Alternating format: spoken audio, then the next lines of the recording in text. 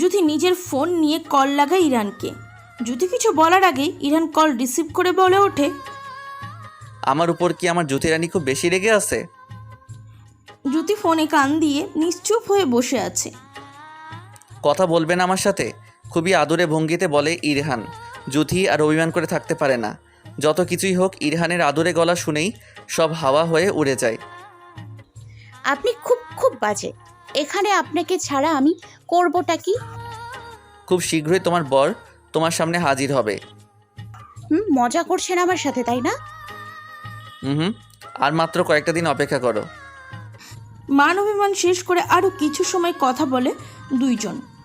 তারপর জ্যোতিকে দাদি নিজে এসে নিয়ে যায় খাওয়ার জন্য। জ্যোতির মামি খাবার দিয়ে দিয়েছে ওইগুলো গরম করে খাওয়ার জন্য।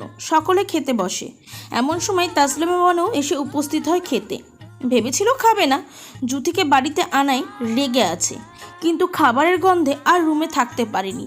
এসে পড়েছে খাওয়ার জন্য তাড়াতাড়ি। নিজের প্লেটে সকলের আগে খাবার তুলে নেয়। জ্যোতি সবই লক্ষ্য করে, এটাও বুঝতে পারে এই মহিলা ইচ্ছে করেই নাটক করছে কোমর ব্যথার। আর না হলে হুট করে কি করে ভালো হয়ে গেল? জ্যোতি আর নিজের মুখ সামলাতে পারেনি, মুখ দিয়ে বেরিয়ে আসে, শাশুড়ি আম্মা, আপনার না কোমর ব্যথা? এই সব মাংস খেলে আরও বাড়বে। আর এভাবে আসলেন কেন? এত দৌড়ি করলে তো কোমরের থেকে জোড়াই খুলে যাবে। জ্যোতির কথা শুনে সকলেই মিটমিটিয়ে হাসে। তাসলিমা বানু জ্যোতির দিকে খাইয়া ফেলামু টাইপ করে তাকায়, কিন্তু এ কি, মেয়েটা নিঃসংকোচ কি সুন্দর করে খাচ্ছে। মনে হচ্ছে কিছু হয়নি, কিছু বলেও নি। এবার সকলের দিকে তাকায়, কত বড় সাহস এদের! একদিনও হয়নি উড়ে এসে জুড়ে বসা মেয়ের কথায় হাসতে এরা। তাকিয়ে দেখে তার ছেলের বউ লিমাও হাসছে আর মুখে খাবার দিচ্ছে। লিমা মুখে খাবার দিতে দিতেই শাশুড়ির দিকে চোখ যায়, তার দিকে কটমট দৃষ্টিতে তাকিয়ে আছে। মুহূর্তের মাঝে লিমার মুখের হাসি বিলীন হয়ে যায়। তাড়াতাড়ি চোখ সরিয়ে নিয়ে খাওয়ায় মন দেয়। সকলেই চুপচাপ খাবার খাচ্ছে। জ্যোতির এক পাশে দাদি আর অন্য পাশে দিনা বসেছে। দিনার সামনে আবার ঈশান বসেছে। খাওয়ার মাঝে দুইজনের চোখে চোখে হাজার কথা হয়ে যায়। খাওয়া দাওয়া শেষ করে সকলেই বসার ঘরে গিয়ে বসে। তাসলিমা বানু হাত ধুতে ধুতে বলে ওঠে, এটা কোনো রান্না হলো? না দিয়েছে কোনো তেল মশলা, স্বাদ তো হয়ইনি একটুও। তাও তো কম খাওনি বৌমা। সকলের চেয়ে মাছ মাংস তুমিই বেশি পরিমাণে নিয়ে খেয়েছো। শুধু শুধু বদনাম কেন করছো? আমাদের সকলের কাছেই খাবার খুব ভালো লেগেছে, আর তোমার খাওয়ার ধরন দেখে মানুষ না খেয়েও বলে দিতে পারবে খাবার কেমন হয়েছে। কথাগুলো ইরানের দাদি তাসলিমা বানুকে উদ্দেশ্য করে বলে।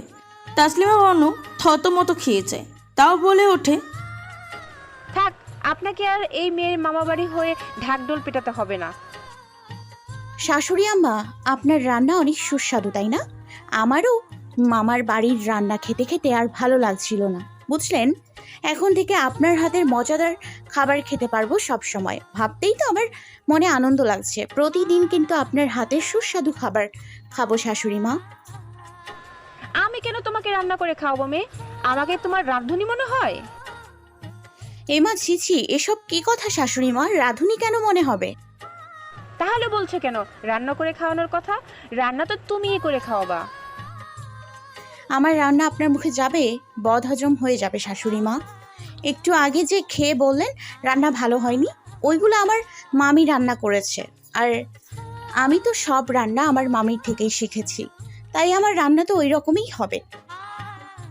তাসলিমা বানু বলে ওঠে, আপনাকে যেটুকু সম্মান দেই সেটাই অনেক।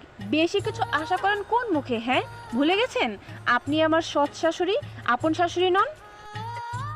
তাহলে তুমি আমার বড় নাত বউয়ের থেকে বেশি সম্মান আশা করো কোন মুখে?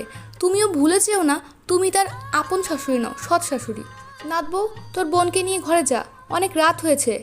এমনি তো তোর উপর দিয়ে সারাদিন অনেক ধকল গেছে, গিয়ে ঘুমিয়ে পড়। জ্যোতি দাদি শাশুড়ির কথা মতন মাথা নাড়িয়ে সম্মতি দিয়ে দিনাকে নিয়ে চলে যায় ইরানের রুমে। দিনাকে ঈশান নিয়ে ওদের গ্রামের কয়েক জায়গায় ঘুরেছে। দুইদিন দুজন মিলে চুটিয়ে প্রেম করেছে। হাসি খুনসুটিতে মেতেছিল দুইজন। 2 দিন পরই দিনা চলে যায়, ওর বাবা এসে নিয়ে যায়। দিনার স্কুল খোলা, তাই বেশি দিন থাকতে পারেনি। ঈশানের মন খারাপ ছিল দিনা চলে যাওয়ার সময়। দিনারও যে মন ভালো ছিল তা নয়। ঈশান একটা বাটন ফোন কিনে দিতে চেয়েছিল দিনাকে কথা বলার জন্য। সব সময় তো দেখা করা সম্ভব হয় না, কিন্তু দিনা না করে দেয়। তার খুব ভয়, বাড়িতে জানলে সব শেষ। ঈশান আর তেমন জোর করতে পারেনি। দিনা অবশ্য বলেছে বাবাকে বলে একটা ফোন কেনার চেষ্টা করবে। এই কয়েকদিন না হয় একটু কষ্ট করলো। গরমকাল চলে এসেছে, প্রচুর পরিমাণে গরম পড়েছে। একটা বৃষ্টি হলে বোধ হয় ভালো হতো, কিন্তু বৃষ্টির দেখা নেই। রোদের তাপমাত্রা প্রখর, বাইরে বেশি সময় থাকার মতো না। একটু বাতাস নেই, খাল বিল শুকিয়ে গেছে। একে গরম অতিষ্ঠ, তার উপর আবার আর এক ঝামেলার সৃষ্টি হয়েছে। ইমনের রুমের পাখা নষ্ট হয়ে গেছে। তার হাতে এখন টাকা নেই যে নতুন পাখা আনবে। কি যেন সমস্যা হয়েছে, ঠিক করতে পারছে না ইমন। লোক লাগিয়ে ঠিক করতে হবে। এখন অসময়ে লোক পাওয়াও যাবে না ঠিক করানোর জন্য। এই গরমে পাখা ছাড়া কিছুতেই থাকা যাবে না। লিমা তো প্রায় কেঁদে দেয়। ইমন কোনো উপায় না পেয়ে মায়ের কাছে যায়।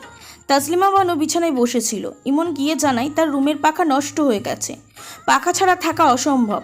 তাসলিমা বানু কিছু সময় নিয়ে কিছু একটা ভাবে, তারপর বিছানা থেকে উঠে এসে বলে, আয় আমার সাথে। ইমন মায়ের পিছন পিছন যেতে থাকে। ইমন তাসলিমা বানুকে ইরানের রুমের দিকে যেতে দেখে প্রশ্ন করে, মা এই রুমে পাখা নিয়ে তোদের রুমে লাগিয়ে নে। মা এসব কেমন কথা? তো কি হয়েছে, চুপচাপ নিয়ে লাগা। ইমন আর কথা বাড়ায় না, তার পাখা পেলেই হলো, এত কিছু ভেবে কাজ নেই। মা যখন বলেছে আর কি ভাববে, মা এই সব সামলিয়ে নেবে। ইমন ইরানের রুমের পাখা খুলতে থাকে। জুথি তখন দাদির রুমে বসে গল্প করছে। গল্প শেষে রুমে এসে পড়ে জুথি। খাওয়া দাওয়ার আগেই হয়ে গেছে। এখন চিন্তা করলে একটু ঘুমিয়ে নেওয়া যাক। অনেক রাত পর্যন্ত আবার ইরানের সাথে কথা বলতে হয়। ইরান এখন কাজে আছে। রুমে ঢুকে পাখার সুইচ টিপে বিছানার কাছে এগিয়ে গিয়ে দেখলো পাখা চলছে না। কপাল কুঁচকে উপর দিকে তাকিয়ে হা হয়ে গেল। পাখাই নেই, চলবে কি করে? রুম থেকে বেরিয়ে বসার ঘরেই তাসলিমা বানুকে দেখতে পায়। যদি এগিয়ে গিয়ে জানতে চায় তার রুমের পাখা কোথায়, তাসলিমা বানু নির্বিকারভাবে বলে, ইমনের রুমে। ইমনের রুমে মানে? আমার রুমের পাখা ইমনের রুমে কেন থাকবে? এত বেশি কথা বলো কেন মেয়ে?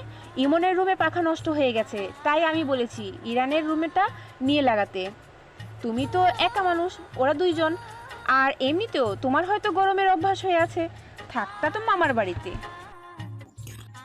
যদি মুখ খুলতে গিয়েও কিছু ভেবে চুপ হয়ে যায়। চুপচাপ নিজের রুমে চলে আসে। কিছু সময় যেতে না যেতেই কারেন্ট চলে যায়। সকলে হাই হাই করতে থাকে, বিশেষ করে তাসলিমা বানু আর লিমা।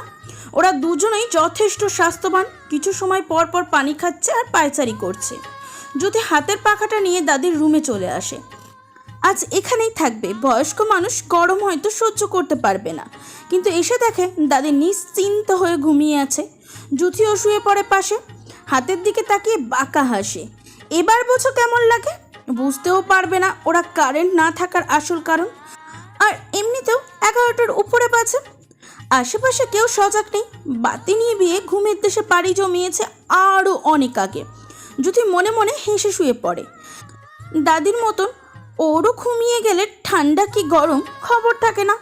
এমনটা করতো না, ভালোভাবে বুঝিয়ে বললে যদি দাদির সাথে এসে শুয়ে থাকতো। কিন্তু না, তারা তা করেনি। এইবার বুঝুক, যেমন কুকুর তেমন মুগুর। দিনা স্কুল ব্যাগ কাঁধে নিয়ে হেলে দুলে বাসায় প্রবেশ করে। চোখ ঘুরিয়ে দেখতে পায় মা তার রান্নাঘরে আর বাবা বারান্দার চেয়ারে বসে আছে। চুপচাপ নিজের রুমে যেতে থাকে। এর মধ্যেই তার বাবা তাকে ডেকে ওঠে। দিনা তার বাবার গম্ভীর কণ্ঠে কেঁপে ওঠে। কণ্ঠে কিছু একটা ছিল। তার বাবা রেগে গেলেই মূলত এমন গম্ভীর কণ্ঠে কথা বলে। দিনাকে ওনার পাশে যাওয়ার জন্য ডাকছে। দিনা গুটি গুটি পায়ে বাবার কাছে এগিয়ে আসে। দিনার মাও ততক্ষণে পাশে এসে দাঁড়িয়েছে। দিনা মায়ের দিকে এক পলক তাকায়। তার মাও কপাল কুঁচকে তাকিয়ে আছে তার দিকে। জি বাবা। কাপা কাপা গলায় বলে ওঠে দিনা, তা আম্মাজান পড়াশোনা কেমন চলছে? ভালো। স্কুলে গিয়েছিলেন? দিনা মাথা নাড়ায়। তো আম্মাজান আপনার স্যার তো আমাকে ফোন দিয়ে বললেন আপনি স্কুলে যাননি। বাবার কথা শুনে কলিজা মোচড় দিয়ে ওঠে দিনার। হাত পা কাঁপাকাঁপি শুরু হয়ে গেছে। পাশ থেকে দিনার মা ধাক্কা দিয়ে বলে ওঠে। দিনা এবার কেঁদে দেয়। আসলে বাবা, আমি আমার বান্ধবীর বাড়িতে গিয়েছিলাম। ভিতরে তার উৎকণ্ঠা, ভয়ে গলা শুকিয়ে কাঠ, ঢোক গিলতেও কষ্ট হচ্ছে যেন। মেরেই ফেলবে যদি ওরা ঈশানের কথা জানতে পারে। হাত পা এমনভাবে কাঁপছে, মনে হচ্ছে যেন এখনই লুটিয়ে পড়বে মাটিতে। যদি ওরা ওর বান্ধবীর কাছে খোঁজ নেয় তাহলে তো সব শেষ। সে তো স্কুল ফাঁকি দিয়ে বান্ধবীদের বাড়িতে যায়নি, ঈশানের সাথে ঘুরতে গিয়েছিল। দিনার মা দিনাকে মিথ্যা কথা বলার জন্য মারতে নেবে, তার আগেই দিনার বাবা থামিয়ে দেয়। কি করছো কি দিনার মা? যা দিনা, ঘরে যা। ভবিষ্যতে যেন এমন আর না হয়, ঠিক আছে মা?